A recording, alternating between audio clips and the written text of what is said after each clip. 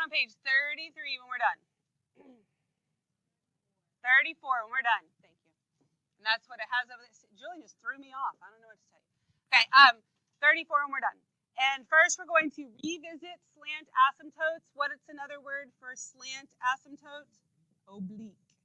O-B-L-I-Q-U-E. You might be able to read it better today than you could yesterday when it was all oblique, like your muscles, right?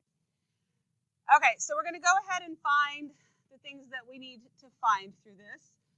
So we'll take this function, and we are going to factor it. This is x and x. 3 is positive, so the signs are the same. 4 is negative, so they're both negative. What are my numbers? Very good. -3 and -1. This is x plus 2. Okay? Now, do I have any point discontinuity? No, so that is none. Okay? So then the next thing we looked at was vertical asymptotes. Do I have any vertical asymptotes? Yes. Where? Yes, they come from the denominator. So my vertical asymptote is specifically what? X equals -2. Very good. It's got to be the equation of a line. Okay? Then the next thing we looked at was horizontal asymptotes. Is this thing top heavy, bottom heavy, or tied in degree? Top heavy. And if it's top heavy, what do we know about horizontal asymptotes? There's none. Good. And if it's top heavy by 1, then we're going to have a slant asymptote, right? And you can't have both of these. You're going to have one or you're going to have the other. You can't have both. Okay? So when I divide to get my slant asymptote, I don't want to use this version. Like I needed to factor it to see what all I can figure out. But I'm going to use this version, right? Can I use synthetic division there? Yes, so I think I'm going to do that. So this is -2 on the outside. And that gives me 1, -4, and 3. And we're going to divide completely and get our remainder.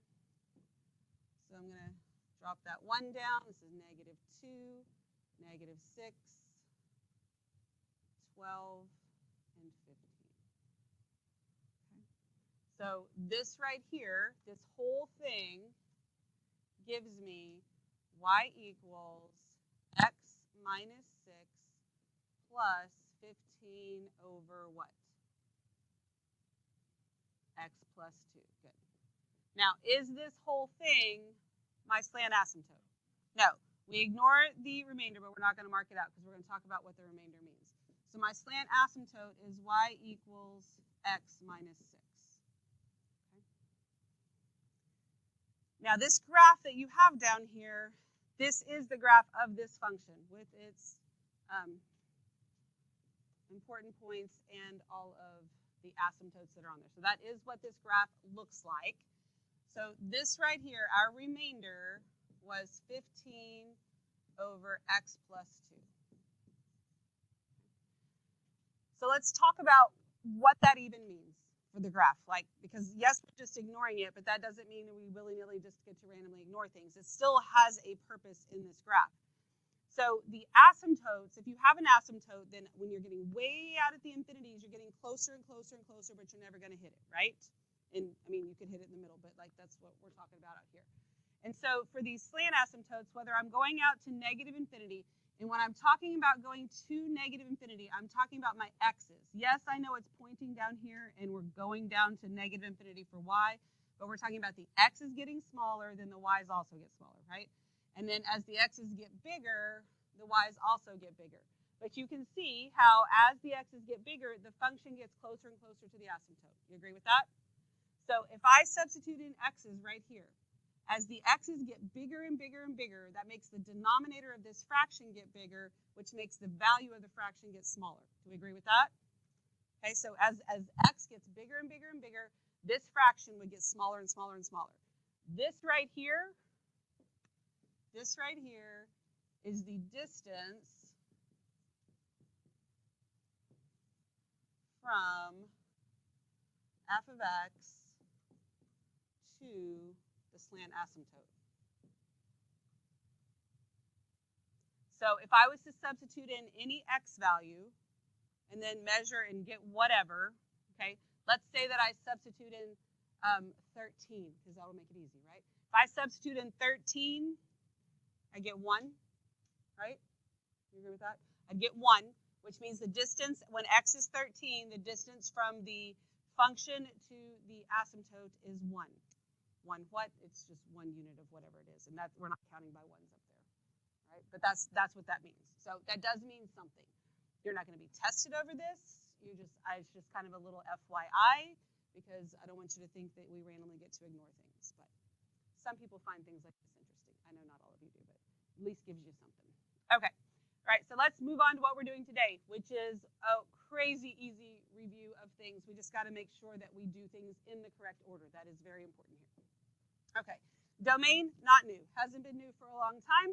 Our domain of our rational functions, for the majority of what we are going to deal with in the majority of rational functions, they have a restricted domain. Remember, polynomials, all real numbers from negative infinity to infinity. But our domain is not going to be that for the great majority of what we deal with. So when you find domain before, oh no, not before, that is not what goes in that blank. You do find it before, but it is the first step, that's what goes in the blank. First step before reducing. If you do it after reducing, you may miss something, okay? So it's literally the first thing you do if you need to do it. And when we reduce, if we can reduce and we cancel factors out, what do those factors lead us to? Like if I have x minus 3 over x minus 3 and I get to cancel them out, what does that lead me to? I have set it equal to 0, but it gives me the PD. It gives me the point discontinuity, right? It gives me a hole, all right? So if I cancel it out and it's gone, is my function defined at a hole? No, it's not. That's why we have a hole, right? Because it's not defined. So that's why we have to do it before we do that so we don't miss that. Because if we cancel it out and it's gone, we may forget about it forever and not use it in what our domain can be, okay? All right, so zeros. We know how to find the zeros. What are other words for zeros? Roots, x-intercepts, solutions, okay? Roots, solutions, zeros, x-intercept, sometimes the x's. But yeah, all those things are all the same, right? So when we found, before we even talk about zeros, because I don't want all this to get confusing. When we found the vertical asymptote here, we took this technically and we did x plus 2 and set it equal to 0, and we got x equals negative 2, right? I mean, you don't have to write that out, and it's fine. But your vertical asymptotes are the zeros of the denominator. You with me on that? Not the zeros of the function, but the zeros of the denominator. The zeros of the function are the zeros of the numerator, okay? Not all the zeros of everything. So if I need just the zeros of the function and I have knocked out my holes, I don't care about the denominator anymore. I'm just using the numerator. So we'll talk about the zeros of the numerator, the zeros of the denominator, the zeros of the function. So make sure you can keep all that straight. Because the zeros of the function and the zeros of the numerator, same thing, okay? And that's what we're going to put right here. So our zeros, we do this after reducing. Okay? And that means, we just talked about this, after finding the point discontinuity, which is a hole, right? Hole or holes, whatever. Okay. And then you find the zeros, because we know how to find zeros of polynomials, whatever, but they are the zeros of the numerator.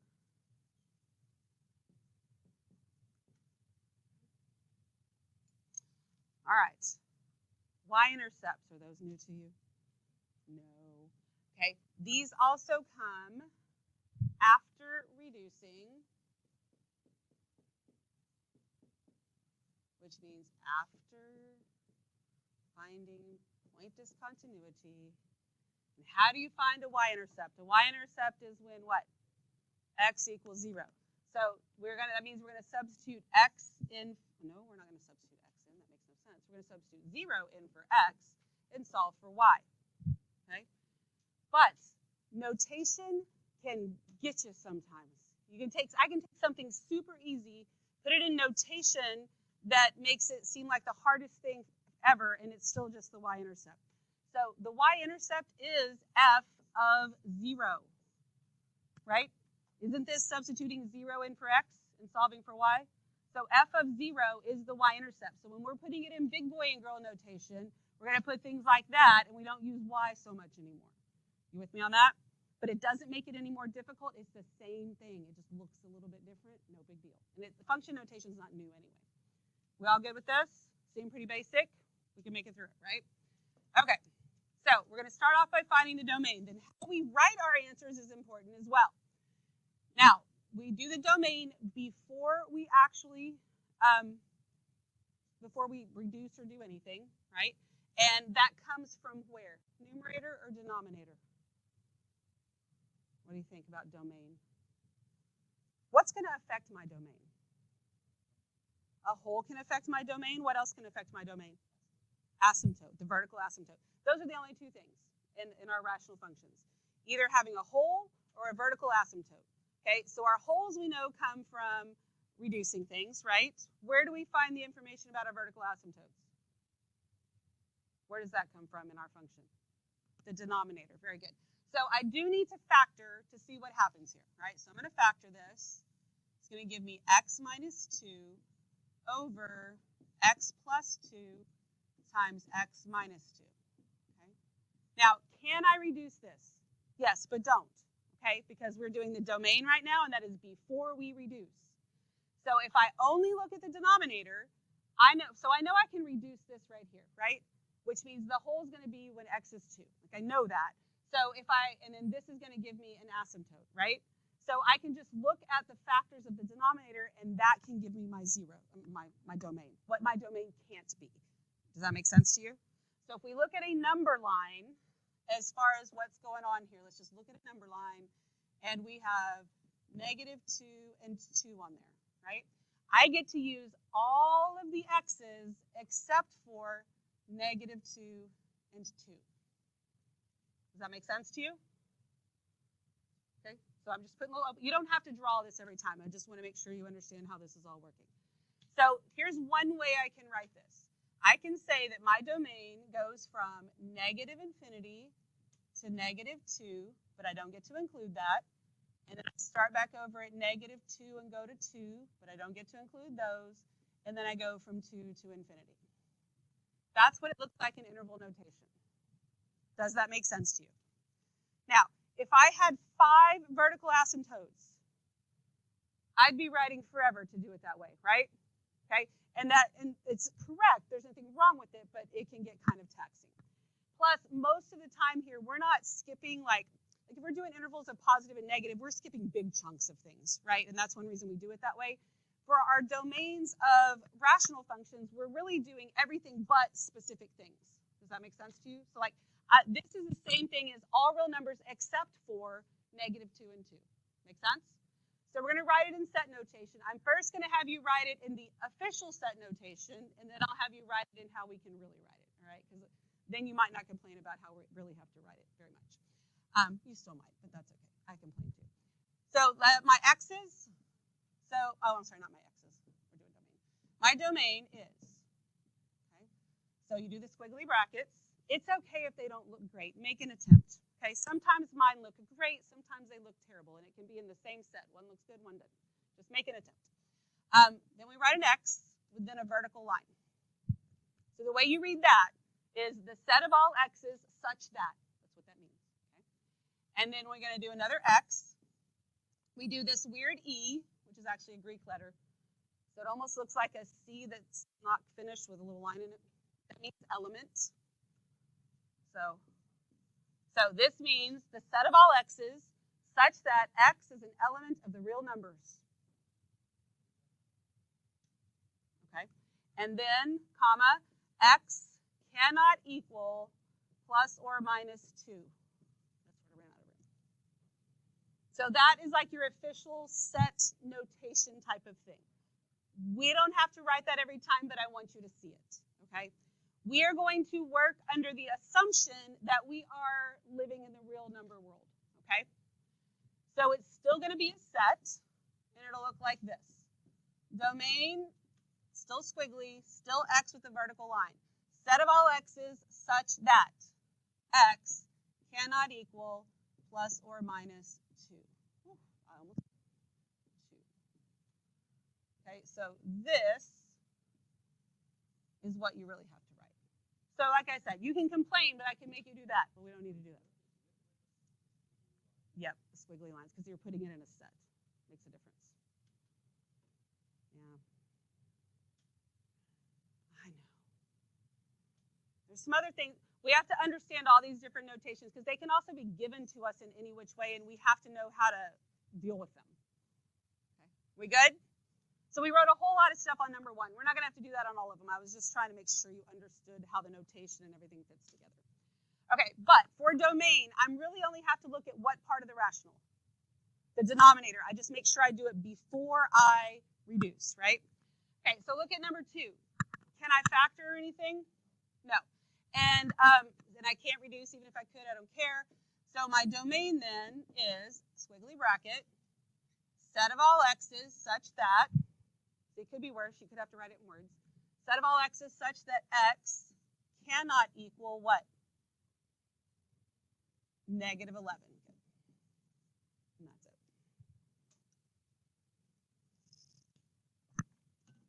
Okay, we good? What questions we got? All right, so on number 3, since all we care about is domain, and maybe I can cancel stuff out, but I don't care if all I'm doing is domain. I'm only looking at the denominator. I don't have to do anything with the numerator. He can just be along for the ride. You can factor it if you want to, but I don't need to because it's not affecting what I'm doing. Most of the time, you're not going to be doing this in just little parts like we are right now. You're usually looking at everything, but this is x plus 5 times x minus 5. So my domain is the set of all x's such that x cannot equal what? Plus or minus 5. Okay. What questions you got? All right. So now let's talk about the zeros. The zeros of the function come from which part of the function? The numerator, okay? But they come before or after we reduce? After. The only thing that comes before is domain, okay? Everything else is after. So the first thing I need to do then is factor. So I'm going to have x plus 2 up here. And then I'm going to factor the denominator. So even though they're coming from the numerator, I still have to factor the denominator to see if I have any holes. So this is x and x. 8 is negative, so the signs are opposite. What's my positive number? 4 and then 2. Okay. So can I reduce this? No. Okay. Can't reduce this, so I need my zeros. So we'll just use a z for the zeros here. And so that means you take the numerator, right, and you set it equal to 0. You get x equals negative 2. In this case, this is not the equation of a line, but you also can't just put negative 2. So your answer is x equals negative 2, but I could list them if I had more than one, where I can't do that if it's an equation of a line. Okay? Everybody okay with that? You don't have to write what I did in green. Just want to make sure I didn't lose anybody. We won't write that every time. All right, let's look at number 2. So let's factor numerator. X and x, 20 is negative, so the signs are opposite. The x is negative, so the bigger number is negative. What's the negative part? 5, and that makes this one 4. Denominator, I get x plus 4 times x minus 4. Can I reduce this? Try again. Yes. Yes, I can reduce this. So as soon as I mark it out, I write x plus 4 equals 0. And x equals negative 4. Is that one of my zeros? No, what is it? The whole. Okay, so even though it didn't ask us for it, since we found it, we're writing it down. Point discontinuity, the x value is negative 4. We'll come back for the y value. And then I'm also going to need zeros here. My reduced function, f of x, is equal to x minus 5 over x minus 4. Okay, so what are the zeros of the function? 5. X equals 5 because it comes from the numerator. Right? Then I need the y value, so I need f of negative 4. That's equal to negative 4 minus 5 over negative 4 minus 4. So that's negative 9 over negative 8, which is just 9 over 8. So just FYI, your point discontinuity could be at a 0 or at an x-intercept. It could be at a y-intercept. Okay, it could be those places. So if they happen to kind of coincide, they won't really coincide because, I mean, they do and they don't. If this was, so if I have an x-intercept, it would be like at 3, 0, right? Or this, I'm sorry, let's just use this one. It'd be at 5, 0, right? And so if I had a hole with the x value of 5, this would end up being 5, 0, and then I wouldn't have a 0 because I'd have the hole on the x-axis. Okay, so it still might pass through the x-axis, it just wouldn't actually touch it. That's a possibility. All right, so let's look at number 3. Can't factor anything. Can't reduce anything. So what do you think the zeros of this function are? There are none. Okay, we don't say none here though, so here's some notation that might be new to you. Even though I haven't been making you write the zeros in set notation, technically they should be, but x equals, and then you're going to have this. That means the empty set. That means I literally have nothing to put in it. Or you could write it like this. X equals the empty set. So if you recall, at the beginning of the year, I said some of you, there was a couple people that are writing their zeros with a slash through it. You're not really saying 0. You're saying empty set. And the empty set doesn't even have 0 in it. It literally has nothing in it. Okay, so this is the empty set. Both of these are.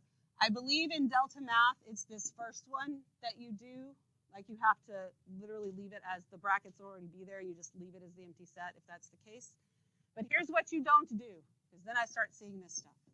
Not x equals this. That's the empty set of the empty set. Okay, that doesn't make any sense. One or the other, it kind of depends on the situation that you're in. We'll use the first one more than anything, but this is where that circle with the line through it comes in. Okay, we good on that? All right. There's a time, everything else is none, basically, when it comes up. All right, let's look at number 4. Let's factor. Numerator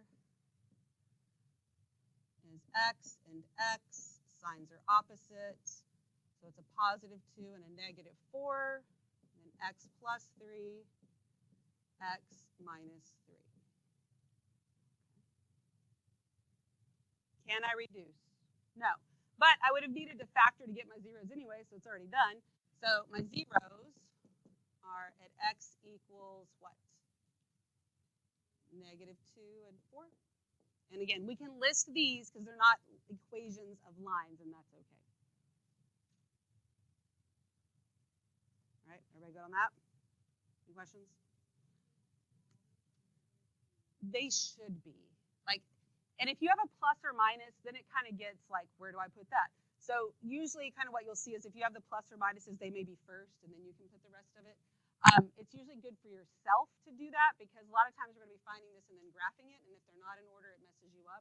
So the proper way to do it is, yes, least to greatest, especially if you have a bazillion of them.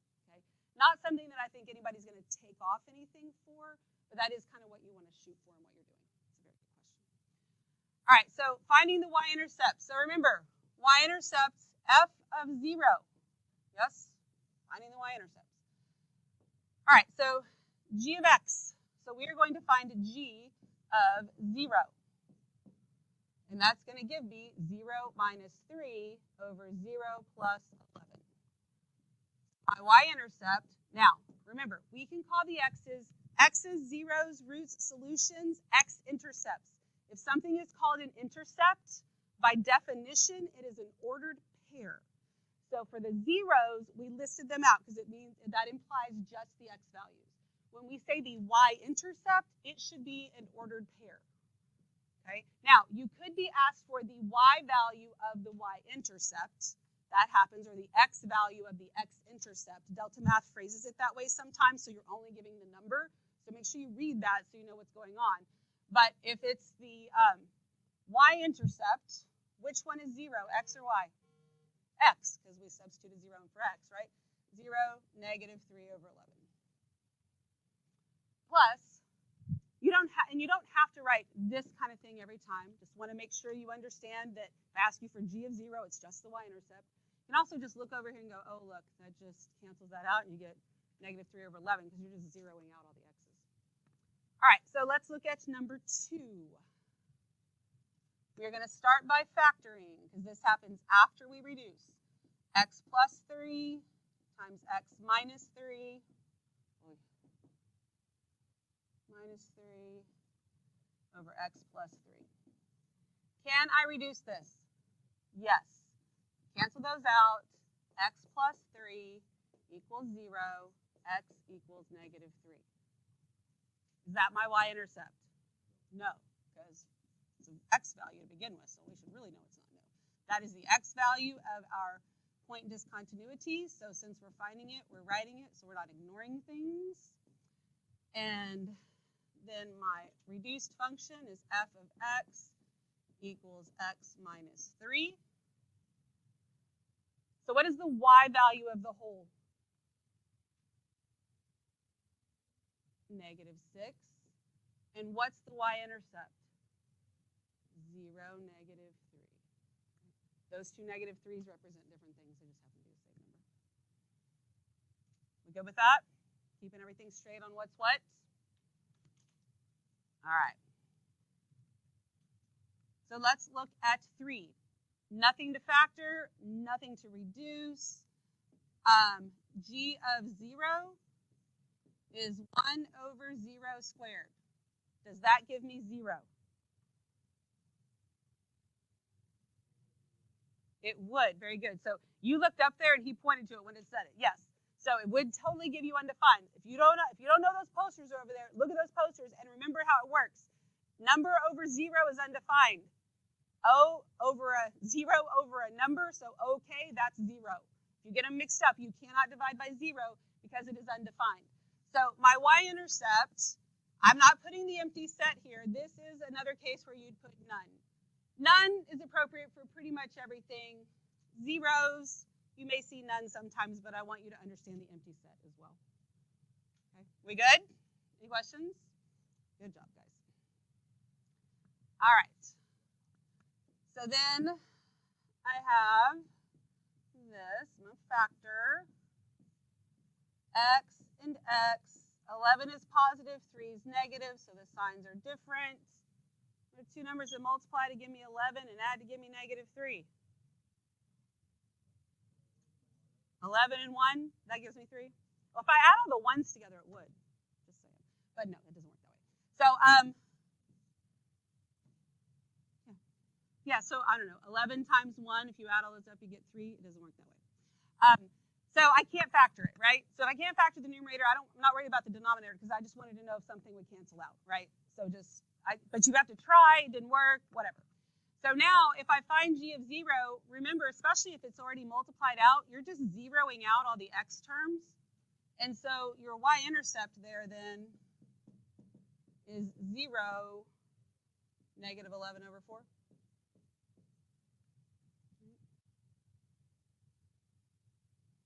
Any questions about that?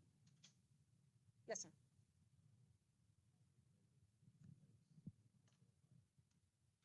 It's not being canceled out. It's because, it's not being canceled out by that. And the x squareds don't get canceled out like that either. It's if I substituted in 0, I'd get 0 squared minus 3 times 0 plus 11 over 0 squared plus 9 times 0 minus 4.